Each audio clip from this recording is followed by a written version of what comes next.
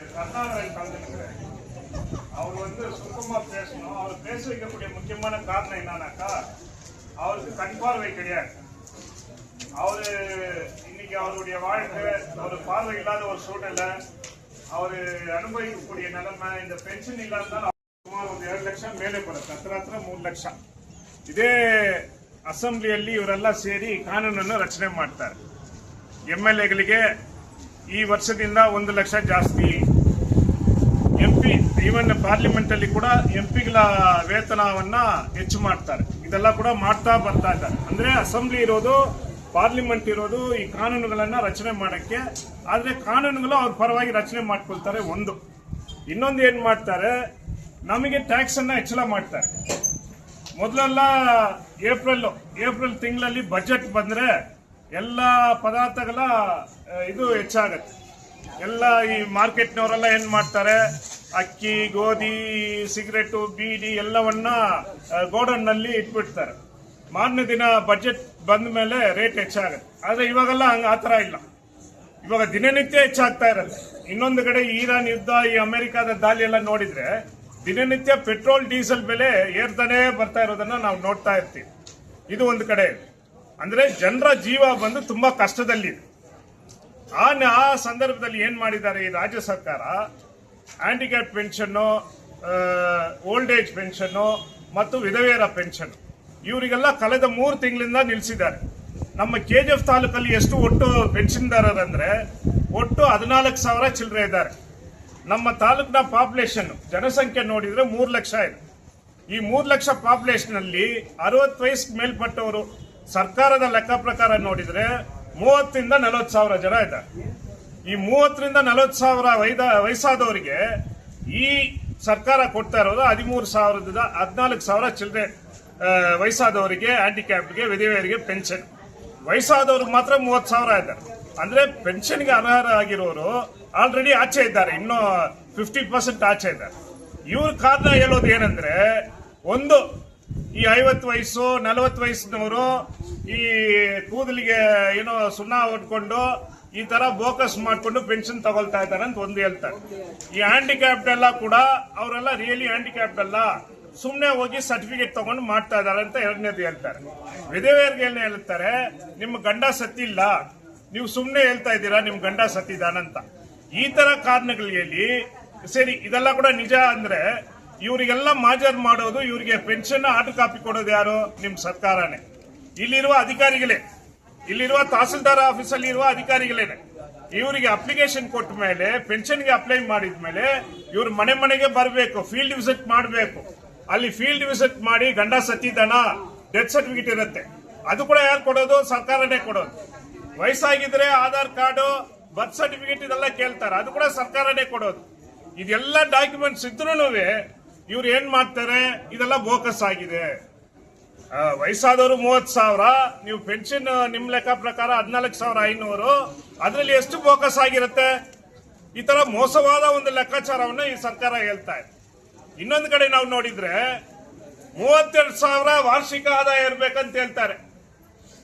ಒಂದು ವರ್ಷಕ್ಕೆ 32,000 ಇವ್ರು ಹೇಳುವ ಲೆಕ್ಕ. ಇವಾಗ 2 ವರ್ಷದಿಂದ ಈ ಗೃಹ ಜ್ಯೋತಿ ಸಿಸ್ಟಮ್ ಆರಂಭ ಆಗಿದೆ. ಒಂದು ಕಾರ್ಡ್ BPL ಕಾರ್ಡ್ದಾರಿಗೆ 2,000 ರೂಪಾಯಿ ಅವರು ಹಾಕ್ತಾರೆ. ಇವಾಗ ನಮ್ ಕಡೆ BGML ಎಂಪ್ಲಾಯ್ ಇದ್ದಾರೆ, ಎಕ್ಸ್ ಎಂಪ್ಲಾಯಿಗಳಿದ್ದಾರೆ, ಅವರಿಗೆ 800,000 ರೂಪಾಯಿ ಪೆನ್ಷನಿ. ಆ 1,000 ರೂಪಾಯಿ ಪೆನ್ಷನಿ ಸೇರಿದ್ರೆ 12,000, 36,000 ಬರುತ್ತೆ ಅವ್ರಿಗೆ. ಈ 36,000 ಇದ್ರೆ ನಿಮ್ಗೆ ಪೆನ್ಷನಿ ಕ್ಯಾನ್ಸಲ್. ನಿಮ್ ಮನೆಯಲ್ಲಿ ಯಾರೋ ಒಬ್ಬ ಹುಡುಗ 18 ವಯಸ್ಸು ಮೇಲೆ ಇದ್ರೆ ಅವನಿಗೆ ಇವರೇ ಒಂದು ಲೆಕ್ಕ ಹಾಕ್ತಾರೆ. ಮಿನಿಮಮ್ ವೇಜಸ್ ಕರ್ನಾಟಕ ಸರ್ಕಾರ 450 ಕೊಟ್ಟಿದೆ. ಹಂಗಿದ್ರೆ ನಿಮ್ ಮಗ ಬಂದು ಒಂದ್ ತಿಂಗಳಿಗೆ 10,000, ಒಂದು ವರ್ಷಕ್ಕೆ ತಗೊಂಡ್ರೆ 1,20,000, ಹಂಗಿದ್ರೆ ನಿಮಗೆ ಪೆನ್ಷನ್ಗೆ ಅರ್ಹರಿಲ್ಲ. ಈ ತರ ಮಾಡ್ತಾರೋ ಸರ್ಕಾರ. ಕಳೆದ 13ನೇ ತಾರೀಕು ಮತ್ತೆ ಏನ್ ಹೇಳಿದ್ದಾರೆ, ಈ ನೈಜತೆಯನ್ನ ಅಂದ್ರೆ ಪರ್ಫೆಕ್ಟ್ ಡಾಕ್ಯುಮೆಂಟ್ಸ್ ಕೊಟ್ಟಿದ್ದಾರಾ, ಅವರು 30 ದಿನಗಳ ಒಳಗೆ ನಿಮ್ಗೆ ಕೊಡಬೇಕು. ಇಲ್ಲಿರುವ ತಹಸೀಲ್ದಾರ್ ಆಫೀಸ್ ಬಗ್ಗೆ ನಮ್ಗೆ ಗೊತ್ತು. ಕ್ಯಾಸ್ಟ್ ಸರ್ಟಿಫಿಕೇಟ್ ಎಲ್ಲ ಇವಾಗ ಅಡ್ಮಿಷನ್ ಪೀರಿಯಡ್, ಅಡ್ಮಿಷನ್ ಆಗಿದ್ದಾರೆ. ಕ್ಯಾಸ್ಟ್ ಸರ್ಟಿಫಿಕೇಟ್ ಕೊಡಬೇಕಾದ್ರೆ ಇಲ್ಲಿ 1,000-2,000 ರೂಪಾಯಿ ಖರ್ಚು ಮಾಡಬೇಕು. ಇಲ್ಲಿ ತಹಸೀಲ್ದಾರ್ ಅವೈಲಬಲ್ ಇರಲ್ಲ. ಇವರು ಯಾವುದೋ ಫ್ಯಾಷನ್ಗೋಸ್ಕರ, ಏನೋ ಟೈಮ್ ಪಾಸ್ಗೋಸ್ಕರ ಈ ಕೆಲಸಕ್ಕೆ ಸೇರಿದ್ದಾರಂತ ನಮ್ಗೆ ಮಾಹಿತಿ ಇದೆ. ಇವರು ಅವರ ಕೆಳಗಿರುವ ಅಧಿಕಾರಿಗಳನ್ನು ಕೇಳಲ್ಲ. ಇವಾಗ ನಾನು SC, ನಾನು ಎಜುಕೇಶನ್ ಮಾಡಿದ್ದೀನಿ. ನನ್ನ ಮಗನಿಗೆ SC ಸರ್ಟಿಫಿಕೇಟ್ ಮಾಡಬೇಕಾದ್ರೆ ನನ್ನ TC ಇದೆ. ನನ್ನ ತಂದೆ ಓದಿಲ್ಲ, ನನ್ನ ತಂದೆಯ TCಯನ್ನು ಕೇಳ್ತಾರೆ ಇವರು. ನಾನು ಎಲ್ಲಿ ಹೋಗೋದು? ಇವಾಗ ನೀವು ಮಾಜರ್ ಬಂದು ಅಕ್ಕಪಕ್ಕ ಮನೆಯಲ್ಲಿ ಮಾಜರ್ ಮಾಡಿಕೊಂಡು ಇವರು SC-ನಾ ST-ನಾ ಅಂತ ನೀವು ಮಾಜರ್ ಮಾಡಬೇಕು. ಇವನ್ OBC ಸರ್ಟಿಫಿಕೇಟ್ ಕೂಡ ಇಲ್ಲಿರುವ RI ರಿಜೆಕ್ಟ್ ಮಾಡ್ತಾರೆ, ಇಲ್ಲಿರುವ ತಹಸೀಲ್ದಾರ್ ರಿಜೆಕ್ಟ್ ಮಾಡ್ತಾರೆ. CET ಎಕ್ಸಾಮ್ಸ್ ಬರೆದಿದ್ದಾರೆ ಇಂಜಿನಿಯರಿಂಗ್ ಸ್ಟೂಡೆಂಟ್ಸ್, ಅವ್ರಿಗೆ ಇಮಿಡಿಯೇಟ್ ಆಗಿ ಕ್ಯಾಸ್ಟ್ ಸರ್ಟಿಫಿಕೇಟ್ ಕೊಡಬೇಕು, ಇಲ್ಲಾಂದ್ರೆ ಇಂಜಿನಿಯರಿಂಗ್ ಸೀಟ್ ಸಿಗಲ್ಲ. ಅದನ್ನ ತಡೆ ಮಾಡ್ತಾ ಇದ್ದಾರೆ ಈ ತಹಸೀಲ್ದಾರ್, ಅದನ್ನ ಈ ಅಧಿಕಾರಿಗಳು ತಡೆ ಮಾಡ್ತಾ ಇದ್ದಾರೆ. ಇವಾಗ ಯಾರಿಗೆ ಇದು ಲಾಭ? ದಿನನಿತ್ಯ ವಯಸ್ಸಾದವರು. இங்க சொல்லக்கூடிய விஷயம் என்னன்னாக்கா, இந்த அரசாங்கம் எடுத்துக்கக்கூடிய இந்த முடிவு, ஒரு வீட்டுல ஆம்பளை புள்ள இருந்தாக்கா வந்து பென்ஷன் நிறுத்துற ஒரே தாசில்தாரு இந்த கேஜர் போகஸ் தாசில்தார் இவன் தான். அந்த கணக்கு எடுக்கிற RO ஆபீசரு வழியில் எங்கனா மாட்டினாக்கா பொதுமக்களுக்கு தக்கபடி அவன் பதில் சொல்லி ஆகணும். ஏன்னா போயிட்டு 500 கூட 1000 கூடன்னு ஏழை எளிய அண்ணாண்ட காட்சியை போயிட்டு இன்னைக்கு லஞ்சத்தை வாங்கி இருக்கான் அந்த RO ஆபீசர்.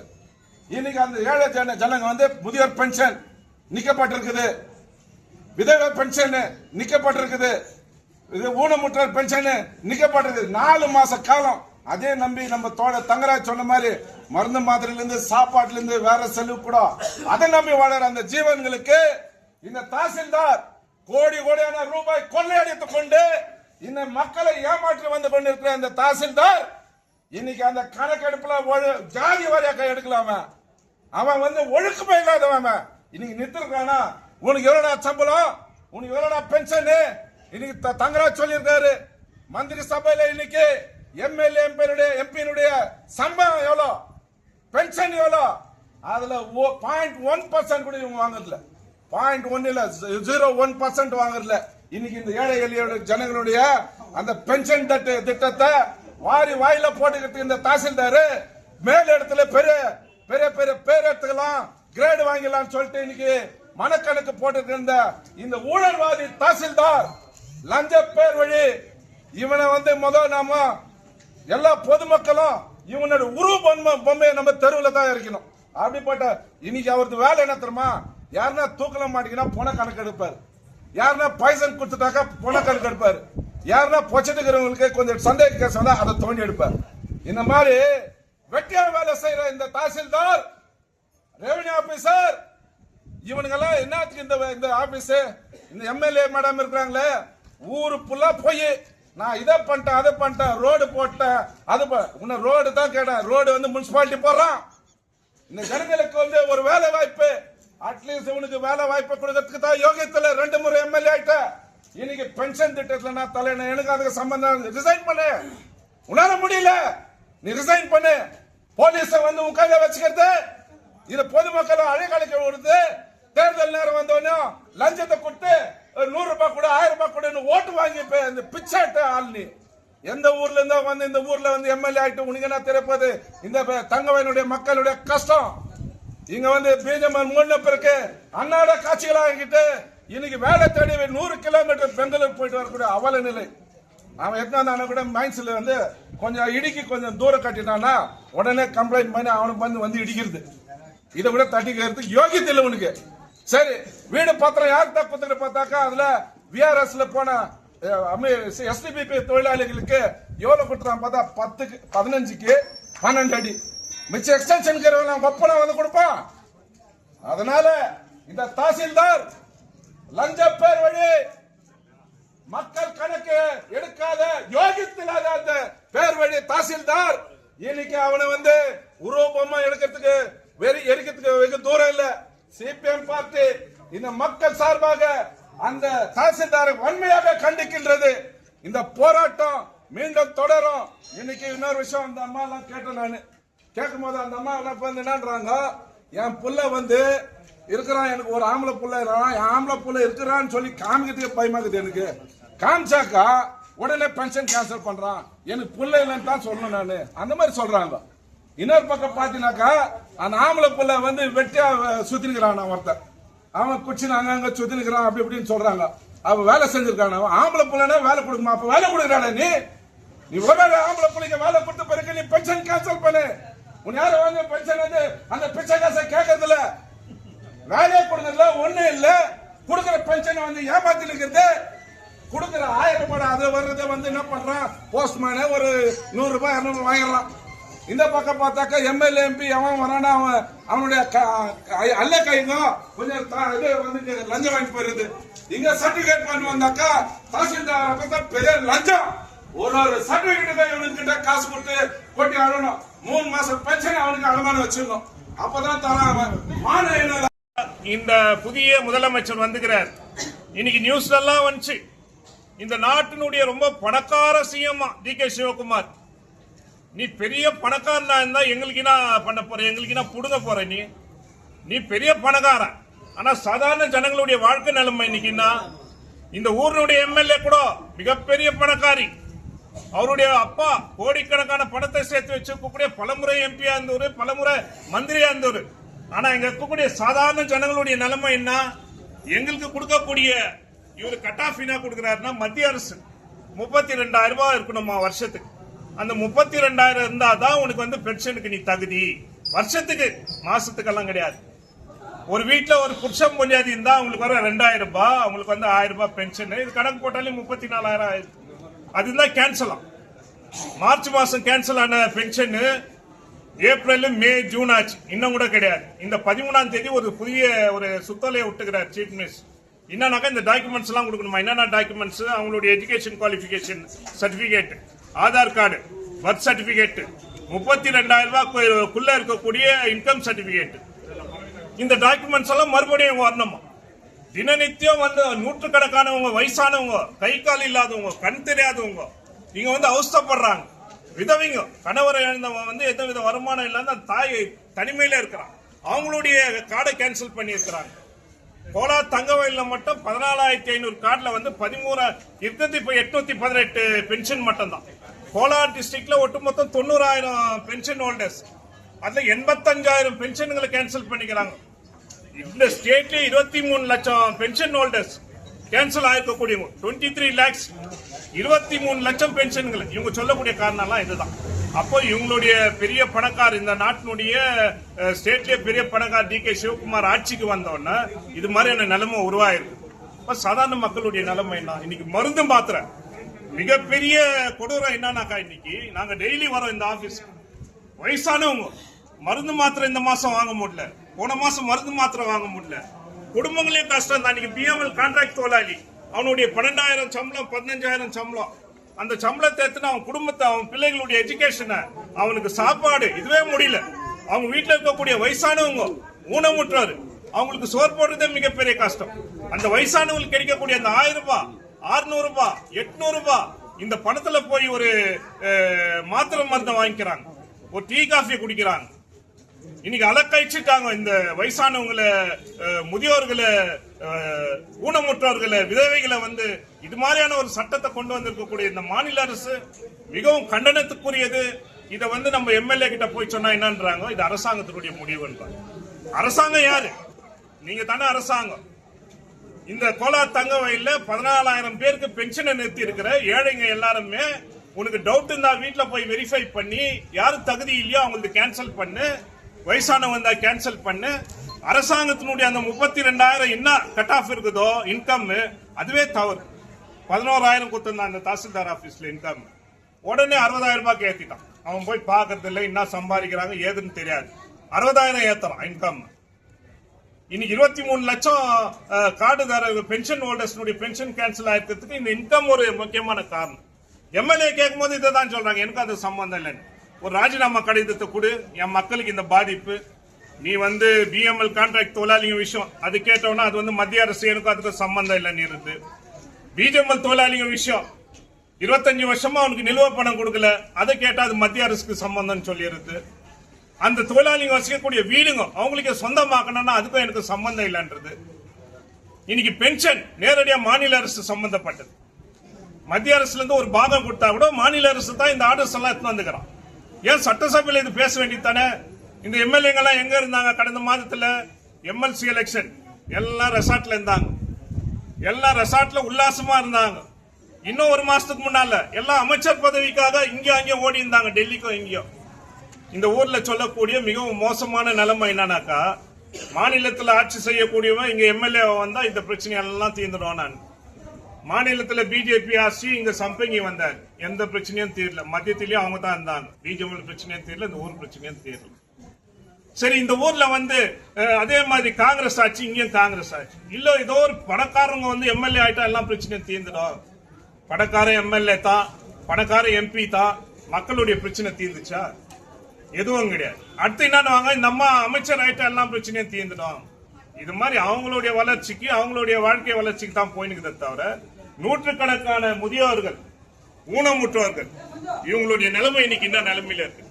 இதை மார்க்சிஸ்ட் கம்யூனிஸ்ட் கட்சி இங்க மட்டும் இல்ல, இன்னிலிருந்து மாவட்டம், மாநிலம் முழுவதும் இந்த போராட்டம் தீவிரமடைந்து இந்த மாநில அரசினுடைய மக்கள் விரோத கொள்கையை ஏழைகள் விரோத, வயதானவர்கள் விரோத இந்த கொள்கையை தீவிரமா எதிர்க்கிறது மட்டும் இல்ல, வீதியில இறங்கி மக்கள் போராடாதமா இந்த பிரச்சனைக்கு தீர்வு கிடையாது.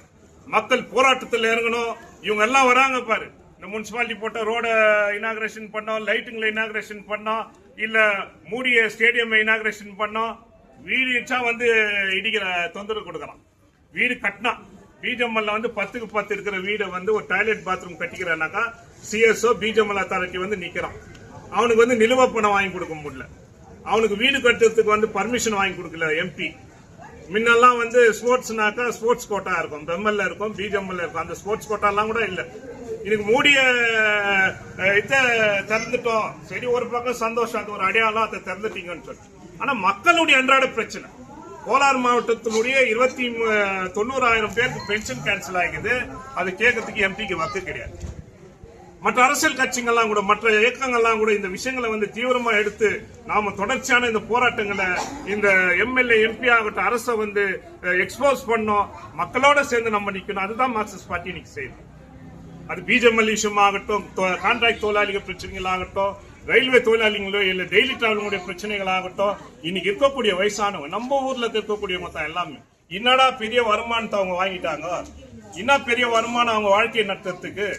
அன்றாட காட்சிங்க, நாங்கெல்லாம் கோலாத்தாங்க இல்லை. எங்களுக்கு பிஜெம்எல்ல மூடினீங்க, நடுத்தரவில் நிக்க வச்சிங்க. இன்னைக்கு டெய்லி டிராவலர் பண்ணி 10-15,000 சம்பாதிக்கிறதுக்கு ஓடாட வேண்டிய நிலைமை. இன்னைக்கு ஒரு பக்கம் மத்திய அரசினுடைய விலைவாசி உயர்வு, மாநில அரசினுடைய கொடுமை, இதையெல்லாம் தாங்கின்னு கோலாத்தாங்க இல்லை. நாங்க வாழ்ந்துன்னு தான் இருக்கிறோம்.